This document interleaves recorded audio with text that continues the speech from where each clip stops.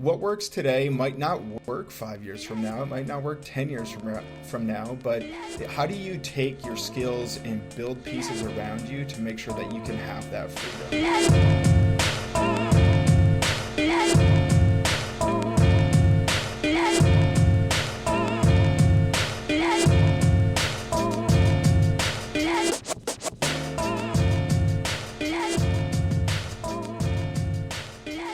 We'll kick it off with a congratulations, Matt. Big announcement today or within the last couple of days of this podcast. So first off, let's share the news with everybody in case they haven't seen it other places on social media.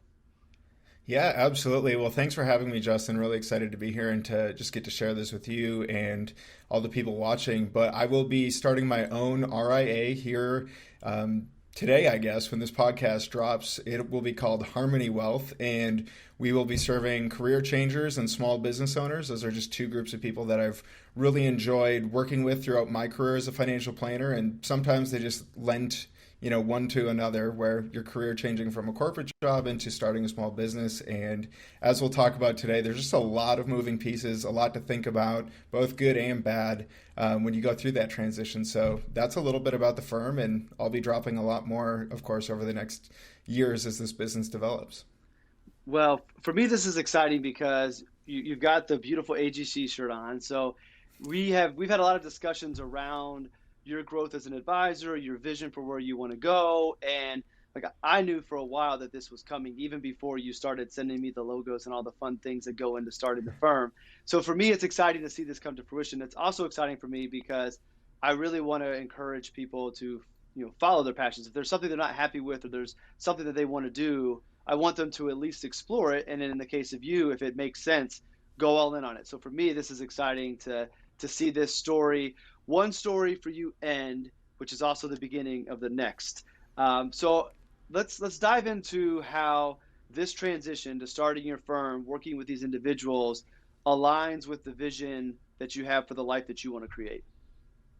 Yeah, absolutely. So, a little bit about my backstory. I come from a single parent household. Money's always been a taboo topic for us, and it's getting better over time. But first generation college student, got my degree in financial planning, went out into a broker-dealer environment, and there I was actually promised, start your own business, build your own book, work with the clients you want. And it quickly turned into, do this, do that, sell this, sell that.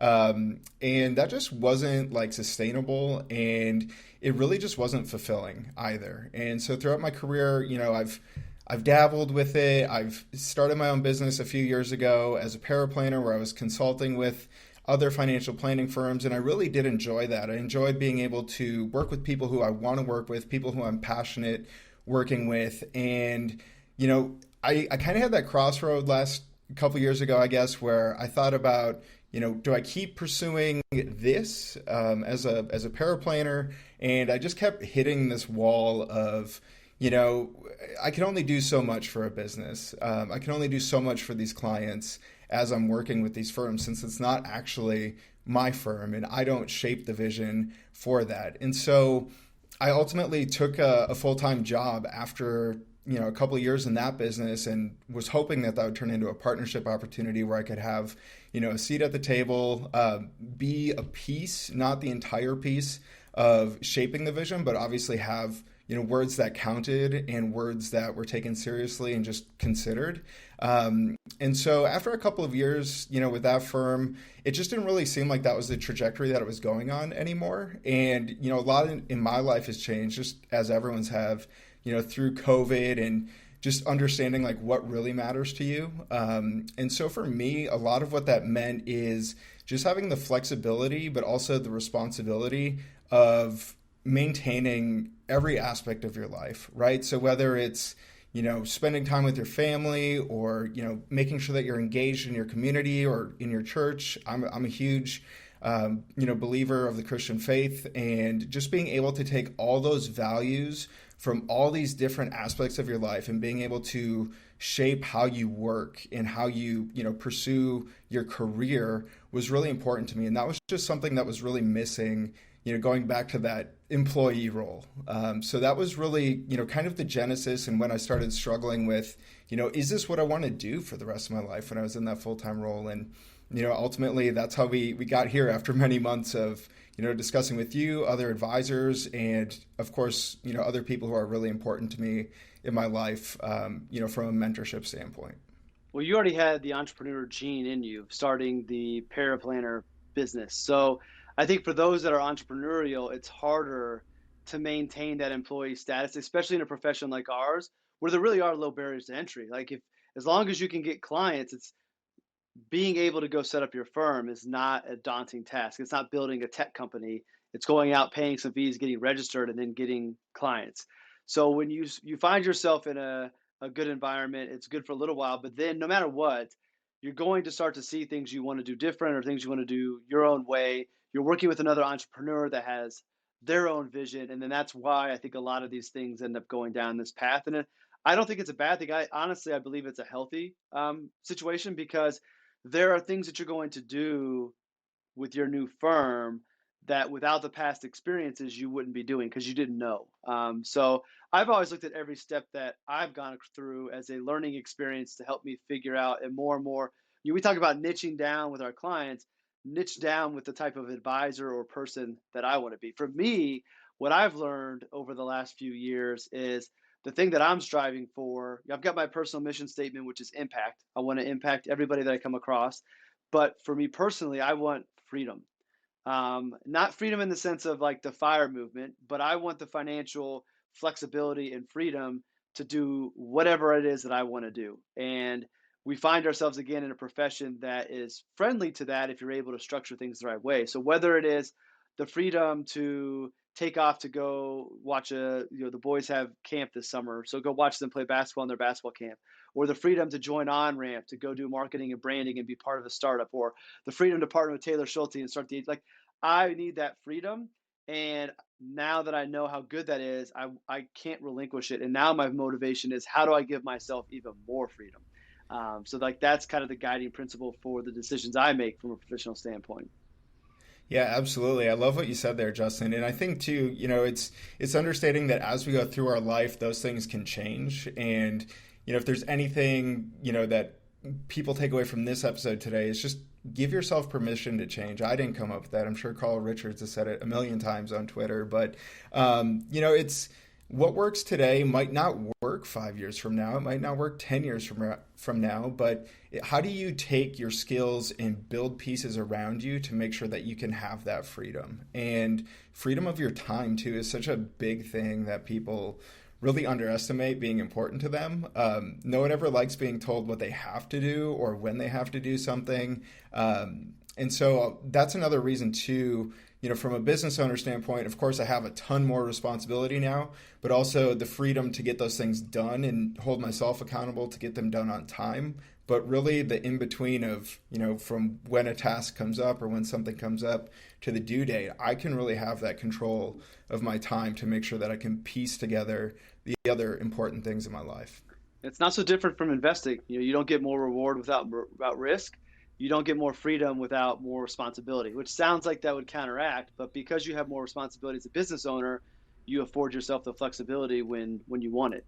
I wanna talk more about like the preparation. So one of the things I want to be very careful of with my messaging when I talk about pursuing passions and making this great life of purpose is it's not always easy. And like it's not just like, oh, I want to do this, so boom, it has to happen. You're getting to a point where you're going to have that flexibility and that happiness that you are seeking, but it didn't come without preparation and hard work. So we don't have to get into the nuances of starting a new firm, but like how long ahead did you start planning? How detailed did you get? Like give people an idea of if you're really serious about taking control of your destiny, what does the prep work look like to give yourself the greatest chance at success when you make that leap? Yeah, I think the most important thing, Justin, when you're making a change, whether it's just job to job or job to business owner, is really understand like where that desire for the change is coming from. And so I would suggest the first thing I did was just go to the people who know me really well. So that was kind of my first step, right? Like sharing what I was still enjoying at my job at the time, what was frustrating me, why those things were frustrating me, and just getting counsel from the people around me. I did that through my church. I had an awesome mentor in Dallas. Shout out to Cecil. I know he'll listen to this. But just going to those people and getting the help that you need from a personal standpoint first to make sure that you're making decisions for the right reasons. So in a really roundabout way for me, journaling was kind of the initial prep stage for me. It was just going back over the past year and a half of, why were things happening? Why were they frustrating me? What was I seeking? What was I enjoying? And really starting to distill what it is that I wanted to do, whether it was in that job or if I needed to make a change. And so from there, it really just became, a series of conversations with people. And honestly, Justin, it was something that I feel like was brought to me, not something that I sought out, right? It was, here's what's going on, here's what I'm feeling, here's where I want to be 5 years from now. And people like yourself saying, have you ever thought about starting your own firm? Have you ever thought about going back to the entrepreneurial side of working? Are these things that you've thought about? And, those conversations in their own right had me thinking, had me start, saving more of my paycheck, had me, cut back my living expenses, just finding any way to financially prepare myself for this change, whether it happened or not. There was going to be money sitting around. So what's the worst that could happen in that scenario, right? And then so from there, it just, again, kind of was a series of conversations of, okay, like, who do you want to work with? And I know you pushed on this a lot, right? Like, what are companies that you really admire? And just seeing like what it is that I wanted my identity as a business owner to be when I had come to that conversation, and then just really taking it slow. Everything from the decision to join XYPN and have them help me, like, is that the best route? Looking at other options, like how fast do I want to do this? How fast is too fast? And really just making sure that I was going at a pace that was going to be comfortable for myself. And even leading up to this launch today, with the podcast, just kind of being fluid and surrendering some of that control of every little detail, but still having a solid game plan going forward. And I think there's a lot of correlation there, Justin, in how we work with our clients as financial planners, right? There's guiding principles. There are ways that people have had success in the past. Maybe it's a very specific route, maybe it's not. But making sure that you're comfortable going on your own journey and just being confident in that. Like even today, the fact that we chose today to drop this podcast and to officially announce my firm, there's certainly those inner demons that say, well, you have to do it faster. You have to have it out tomorrow. You have to have it out next week. But giving us some time to really just relax and go on this journey on our own and know that it's our own pursuit, not, Justin recorded a podcast and then dropped it 3 days later and announced his firm. Like, we don't have to follow the people before us when it is truly our own pursuit. Going back to the planning, how important was it for you to have every detail figured out, or just to have like the big picture, like for you? Because I think for everybody it's different. Yeah, so I wanted to have the big picture, understanding like what the firm was going to be about, like what were the core things that are really important to me, and to the people that I'm going to be working with, and what they would be seeking in a financial planner. I think I'll be working with people who are very similar to myself. They're always looking to refine their purpose and to find harmony in, what they're doing now versus where they want to go in the future, and finding out how to navigate that transition in a way that works for me or for them. And so, the higher level things were really important to me, like what CRM I'm going to use, what financial planning software I'm going to use. Like, over my career, I've just learned that there's pros and cons to everything. So I'm kind of indifferent. Like, as long as it's accurate and it's giving me good data that's going to let me confidently deliver a financial plan, that's fine with me. But, there's going to be pros and cons with everything. So there was no need to like, my process is going to be just this way, and, we're going to use these things forever. And just understanding that the minutia, the fine details will change over time because what I'm going to need a year from now or 5 years from now or 10 years from now in my business is going to be drastically different than where I sit today. So I didn't overplan, and that might be a little contrary to what people would expect from a financial planner, but I also think a good financial planner understands that life is really fluid, and a business especially. Just look at the last year, right? Like whoever had a business plan in January of 2019 learned real quick that the fine details don't matter because you have no idea what life's going to throw at you. So again, the core vision, how I wanted to present myself, what message I wanted to convey, really important. Some of the minor details like, CRM, where I'm going to have my bank, like I didn't really think about that until I got to that step in the process. I think just entrepreneurship in general requires a certain level of preparation and then also a certain level of not needing every detail figured out for some of the reasons you alluded to, but also, talking to somebody who may not be a financial advisor, the more details you have figured out down to the T is an area that if it doesn't go exactly the way you want it to, could cause you some problems. Or you get paralysis by analysis and you're spending all this time trying to figure out every little small detail that you never set things into motion. So I've gotten better over the last handful of years, but I for a long time was the person who I just needed the idea and then I went with it and I would figure out on the way. And I've learned over time, and I would advise people, to your point, take a little bit more time. Like if you've got the idea, great. You don't have to go launch it tomorrow. Take a little bit more time and kind of let it sit, because what ends up happening is if you rush it, then you have to double back and make some changes that you didn't fully think out because you were just going off of excitement rather than going through with a little bit of kind of, I think experience has gotten me there, but just a realistic idea of how's it really going to play out and how do you address it that way. So plan, especially from the financial part, like definitely get the numbers and always err on the side of needing more or things being more expensive than you think. It's always better to oversave and overplan for money because then you can go deploy elsewhere. But definitely plan the money part. And then some of the other details, like once you know core beliefs, what the problem you're solving, who you're going after, again, I'm with you. I think you let some of those details figure themselves out as things go on. And a lot of times your first handful of clients understand that you're just getting started and they give you some grace as you figure things out. So long as you're providing good service, you answer their calls and get back to them real quick. If the CRM system changes or their portal changes, they understand that's part of a new business. Yeah, absolutely. And, I think too, the more pressure you put on yourself, right? Like this is what you're talking about from the financial side, especially, but even in those fine details, like the more pressure you put on yourself or the more, steps down the road that you're trying to say like, oh, I'm going to be there in 6 months. Like I'm going to switch to this in 6 months. Like you're just putting more artificial pressure on yourself. And that really hinders your ability to enjoy like your present state and also the journey of getting to where you hope to be one day, right?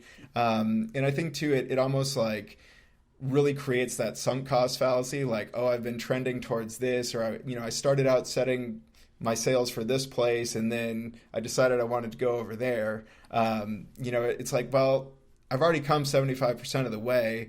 Why don't I just make it the rest of the way to this first destination and then go there? And I think that, whether that's with your business or with your career, if you're not a business owner, like we all just set ourselves up for so much artificial pressure, and giving yourself that ability to change can be really difficult in that situation. I think a cousin of the pressure is fear. So we've talked like everything we've talked about makes it sound exciting to do what you're doing, but there has to be a little bit of doubt, nervousness, fear. Kind of what were some of your biggest fears, and then how have you been able to overcome those or position yourself to be able to keep those in check? Yeah, so I mean, I think everyone's initial fear when starting a business is like, am I even going to have clients? But then again, just looking at over my career, right? Like going back to what got me here, right? Like how many clients have I worked with? A lot. How many different firms have I worked with? In that paraplanning role, quite a few. Even having conversations like this or with another financial planner, it's, oh, that's a really good idea. Or like they really appreciate the feedback or the strategy that you give for a client. And just having those examples of, hey, I am really good at this, or like, I know at least what I'm talking about from my set of eyes and how I view my money and how I work with my clients. It's they're all totally valid opinions, and I think that's a really good thing to remember is there's no perfect way to run a business. There's no you have to have clients by day 5 or day 30 or day 60. Everyone's just on their own journey. And, I think a lot of that boils down to having a strong faith network. For myself, anyways, Cecil, my mentor, he's still my mentor, even though he's in Dallas, and just getting those constant nudges from him saying like, hey, you just have to stay the course. You're going to have some bumps and scrapes along the way, but you're going to be okay. And I think just having those people in your life, or people like yourself, where I can be transparent, or people in the AGC, like you can just have these conversations and say like, hey, I'm trying this, but it's not working, or I just feel really overwhelmed, or I feel like I'm missing something. Like, can I just get that little bit of reassurance that I need to push through this season of, doubt or fear? And as you start to build up those muscles, it just doesn't worry you anymore. And I think, that's the hardest part too, if you're someone who's not a financial planner and just looking at your personal finances. I'm sure you still struggle with it too. Everyone does, right? We all have those fears, and it's how do you handle the fear? Where do you place that fear? And how do you get it off of your mind to really enjoy what you're doing? So, finding clients was a big one. Compliance is just one of those things where I think we're plagued from day one, especially coming from the broker dealer side of the world, where it's just like, well, am I forgetting something? Like, can I say this? Like, even though I've heard it said a million times, like, you still have that inner doubt, like, because now I'm responsible for it. Not that I would have, flippantly posted anything anyways, but there's just that extra level of, is this the right thing to do when you're fully responsible for everything and it's in your name? Which is something I don't mind, but it's just like, it's something you don't understand until you're actually the one with your name on the registration and the ADV and the chief compliance officer role. I want to double back to something that you said. You talked about how talking to other advisors, getting that advice, like just reaffirm that I'm not alone in this feeling, and it made me think of I was going to get up and grab it, but I've got this sketch that I love the cartoon, and Darlene, my director of operations, actually had the art teacher at her husband's school draw it for me. But I've talked about it before in other podcasts, but it's two guys underground chipping away at the dirt, and you've got this one guy at the bottom who's just given up. He's got his pick on his shoulder. He's walking back, and he is literally one strike away from getting to the treasure. And above him is a guy that's maybe halfway through, and you can just tell he's just going nonstop, and he's never going to stop. And I share that because I love that, but I always believe that we're always going to get tested when we're pursuing something that we're passionate about. And whether I believe in God, so to me it's God testing. But whatever your faith or whatever your belief system might be, universe, whoever, to me it's God testing. How bad do you really want this? Like the best things in life don't come without you having to really, really want it. And whatever this struggle, whatever this doubt is that's in front of you right now, this problem, is it enough to make you turn away from what you say you really want? Or do you really want it that you're going to overcome this obstacle? Ryan Holiday has The Obstacle is the Way, the book. Are you going to go through this obstacle to keep on pursuing? And the one guy in the sketch, he gave up. Like he just got tired, which is understandable. Entrepreneurship, it's lonely sometimes. It's hard. It's not easy. But that treasure, you've got to stay with it, and you're going to be tested on how bad do you really want it. And I feel like every time you get through that struggle, you're a step closer to where you want to be going. And I also think it makes it easier the next time a struggle comes up to remember I've been through one before. I expect one of these is going to happen. I don't know when, I don't know to what level. So when it comes, it doesn't spook me. I just know that, hey, this is my test.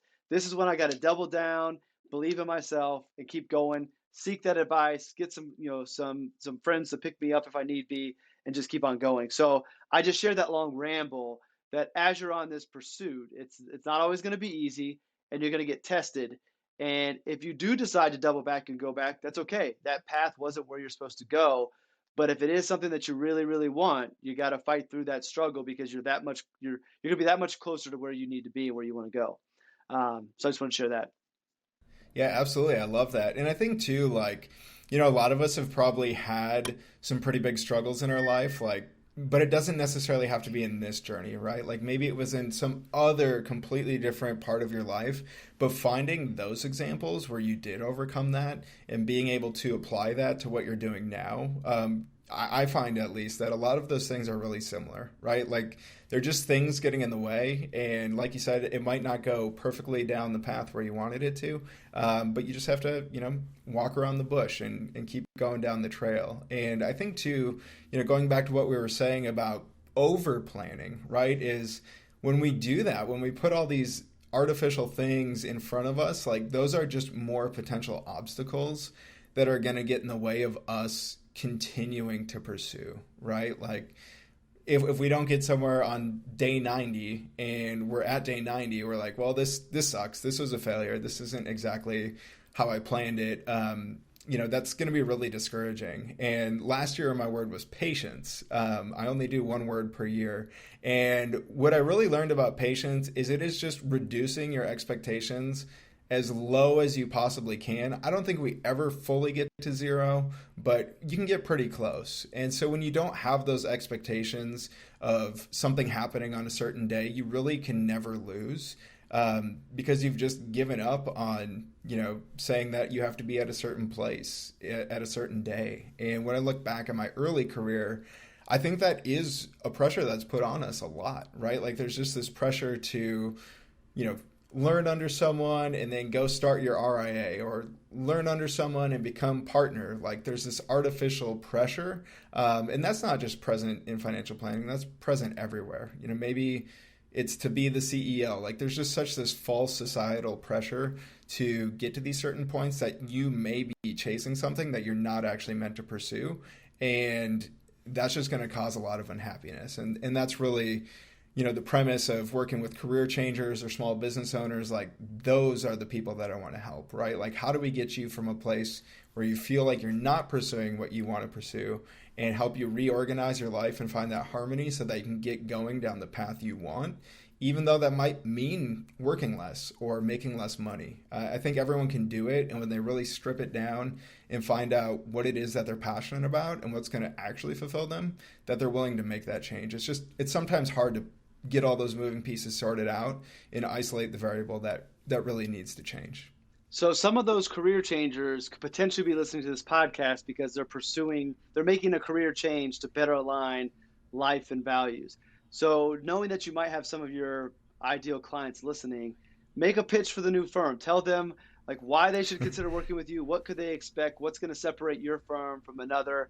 And then I have one final question for you that'll bring us out. But pitch them Well, this is the part where I'm supposed to talk about my fees, right, if you Justin? want to. Whatever you want. Hey, whatever you want No, to no. pitch. I'm just kidding. The biggest thing for me, I feel like my biggest differentiator, and I'm not saying I'm alone in this, but there are few and far between advisors who are actually willing to sit there and listen and give you the permission to do what you want to do. I'm incredibly knowledgeable in financial planning. I've seen a lot of different things over my years. And I certainly know all the jargony terms, but none of that really matters to you. What really matters to you is you. And I'm just here to help you co-develop the best plan that we can to get you to where you want to be, either next year, 5 years from now, or 10 years from now. And that's really the premise of Harmony. And I'm going to be there when life changes, as it always does, and help you reshift everything so that we can make sure that you're staying happy. So, as somebody who's been in the profession 17 years, which is wild, and I've grown to be more along the lines of the advisor that you're describing, I think that the only piece I would add to those prospective Harmony clients out there is really when you're looking for the right advisor, that you want to find somebody that not only has the academic background that they need, the experience, but it's personality to the point of if you have a vision that you want to execute on your life, you don't need somebody who's going to tell you this is what you need to do for a life that you don't want. You need somebody who's going to listen and then craft the planning and the relationship around your goals, your values, and they're going to help you craft that life. So personality plays into that, and I think that's a very high second to the credentials and the academic side of things is once you know somebody knows what they're talking about and they're good at what they do, the next first thing is personality. So I think in this episode, you get a good feel for who Matt is and what he's about. So my final question for you is, to the other people out there who are not clients, they don't need a financial advisor or they're not quite there yet, but they do want to pursue what they have vision for their life. What is one piece of advice you would offer them if you could only narrow down one? Yeah, I honestly, Justin, the biggest thing for me has been journaling. We're creatures of habit. We tend to have the same things, go on or go through our head over the course of a year or two, and just understanding who you are as a person, like whether it's what really sparks joy. I know that's like Marie Kondo or something. I don't know if she's still a thing. Or it's really frustrating you, like identify those things in your life and get to the root cause of those things. The sooner you can do that, the sooner you can really start to see forward, and that fog just kind of reveals itself and you can see where you're actually going or where you need to go to be living a more purposeful life. And it's hard. Journaling is not easy. It's usually not too fun, but it is really fun and exciting, and at least to me, interesting. Going back and reading through those journals every 6 or 12 months and saying like, wow, I was way back there like a year ago, and look at all this progress I've made. And it really helps you to feel that sense of progress, which is just as important, as feeling that sense of purpose. So that would be my number one tip is journal, stick with it for at least 6 months, and I promise it'll just become a daily habit.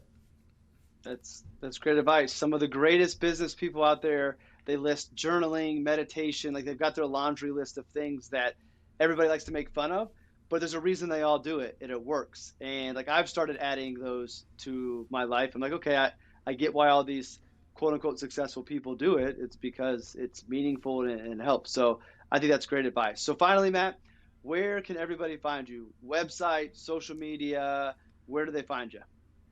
Yeah, so I primarily live on Twitter and LinkedIn. Those are just two places that I like to be. I like the conversation that goes there. And the website is planwithharmony.com. So love to have you, come through there, see what we got going on. And if you have any questions, by all means, reach out and ask them. I'm happy to answer, even if that means you're not going to be a client someday. Sounds good. Well, Matt, congratulations. Appreciate you taking the time to come on and talk about your journey, because it does fall right into line with the pursuit what we're about. I told everybody that even though I was taking a break, there would be some episodes every now and then, and I felt like the combination of the first part of this episode and your story was a perfect break from being away from the podcast for a little while, and I'll go back and hide for a bit and come back in the future with another one. So I appreciate it. Congratulations. Enjoy the process, and also just know that if you need anything, I'm here as well if you need it. So everybody, thanks for watching. Thanks for listening, and I hope you continue along on your pursuit. We'll see you all in the next episode, whenever that may be.